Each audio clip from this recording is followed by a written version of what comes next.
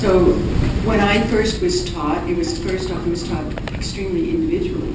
We were only anywhere from 2 to 6 people in the room, and Guruji would stand next to the student, and every breath you took, he told you how to breathe. For me, he would actually move my body because I was quite weak and he couldn't do the practice. So the adjustments, I think most all of us received adjustments in every posture, every day, which is quite different than it is today. The biggest difference that I see in when I was taught and today is that we were taught very quickly. Guruji had no limit to adding postures. Sometimes we would be begging him to stop, actually.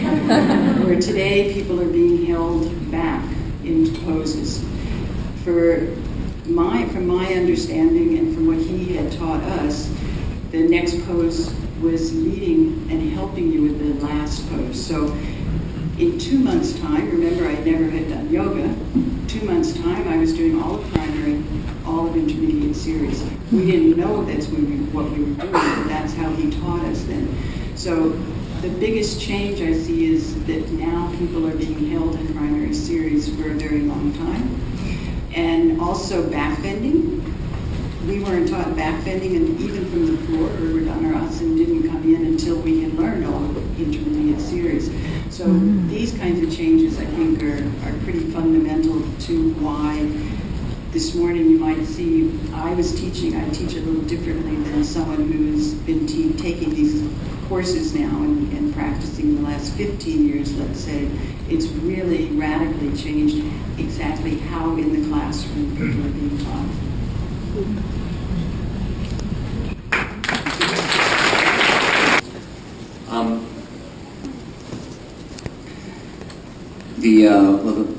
I remember at one point when Guruji added in Parshvakonasana B in New York, and then he did 1 or 2 other things that we hadn't really seen before. And afterwards, someone came up to him and said, Guruji, why is this, that, and the other different? And he said, why is it changed? And he said, oh, not changing, now it's correct. Probably did that on several occasions. So with him, it was always eternally correct, He was just tweaking it. When I first learned from Guruji, it was a little bit quicker too. He taught me and my friends who I was with primary in 3 weeks, and then we learned intermediate. Well, they left, and then I learned intermediate in 3 weeks, and then third took a little bit longer. It took about 6 months, 6 or 8 months, and so things were certainly quicker, but there were less people, so it was easier to torture and destroy people. And then it's when you have a large room of people to torture and destroy. You have to be a little more selective of who you're going to maim.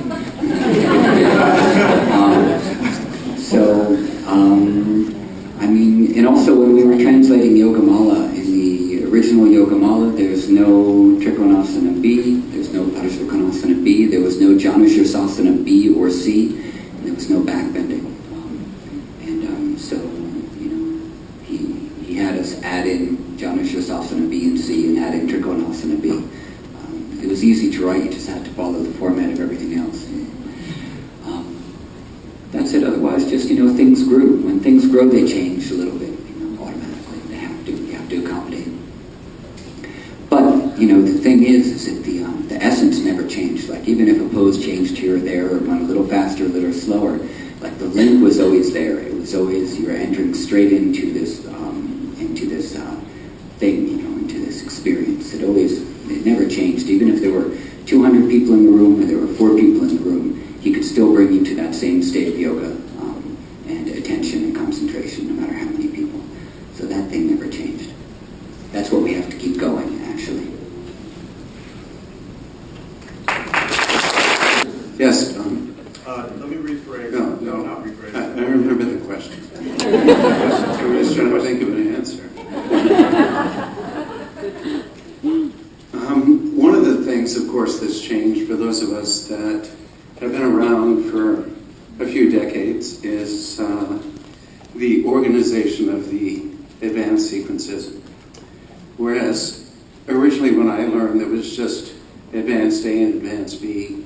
Advanced A was incredibly long, and it took like 3 hours to do something like that. And B, I learned at one point, but I've forgotten because it's too painful to remember.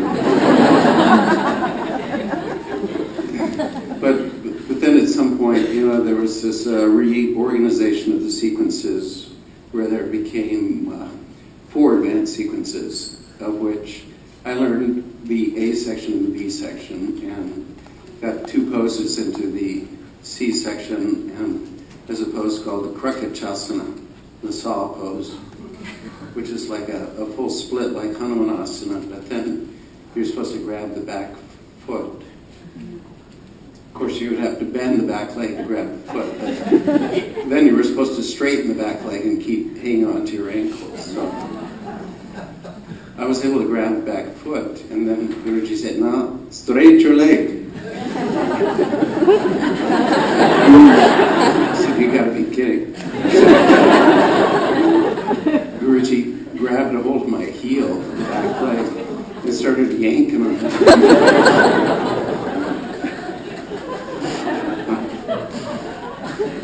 I started emitting all these grunts.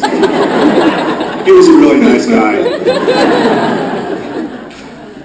And Guruji saying, "Why?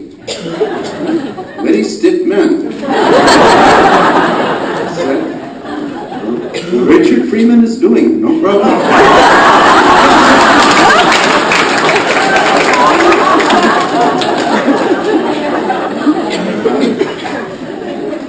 My favorite story about that actually involves my dear friend David Swenson, who took a long break in his trips to Mysore. After that initial trip in the mid-70s, he didn't come back for a long time because he had other things to do.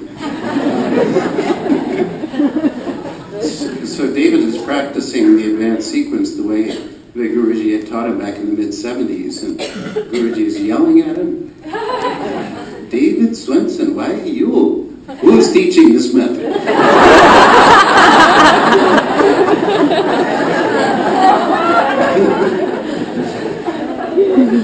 And then, David tried to explain that actually that Guruji had taught him that the first time he came, but Guruji said, "No, you're forgetting."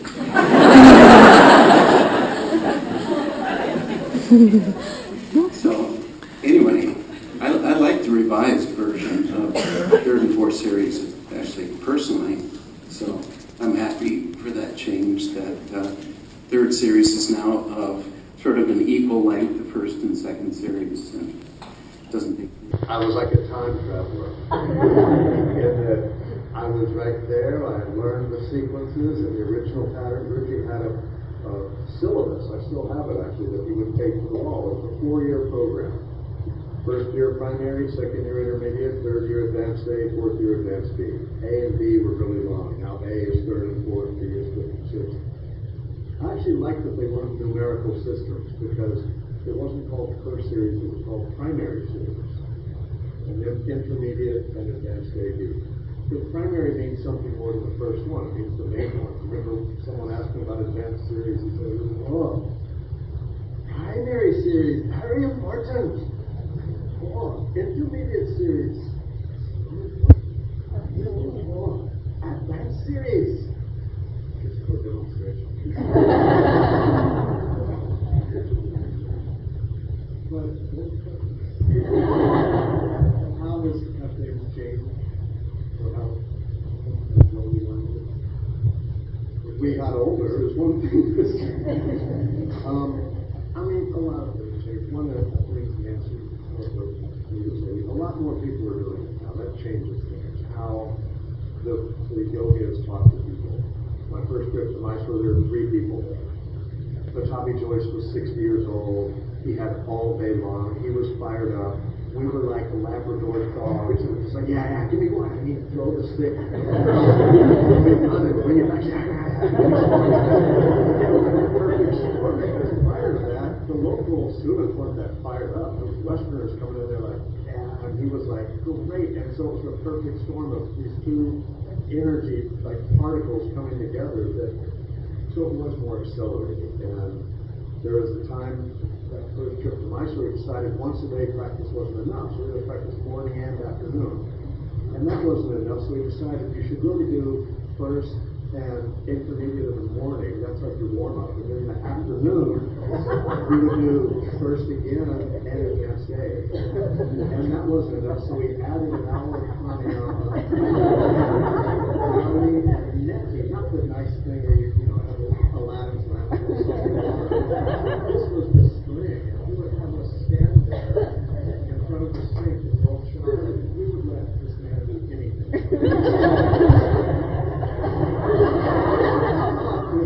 The string, the traditional ready thread is 3 strands of cotton cloth braided and then dipped in wax to make it nice and firm so it goes through the science magic. And so he would screw that into the back of this rubber tube. And we would stand there and shove the thing on our nose.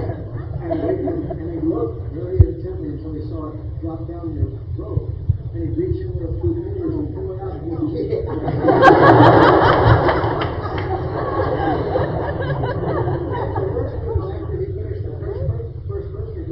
Next.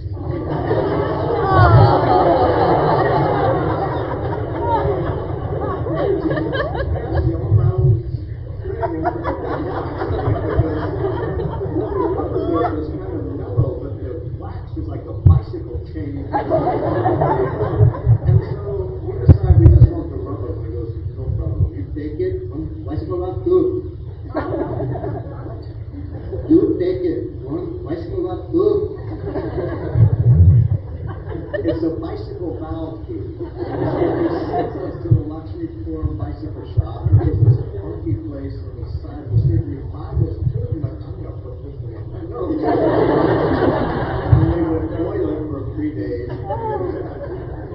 We had so much time, coming back to the thread of going back to the question is, he had a lot of time to study with us. He would adjust us in everything.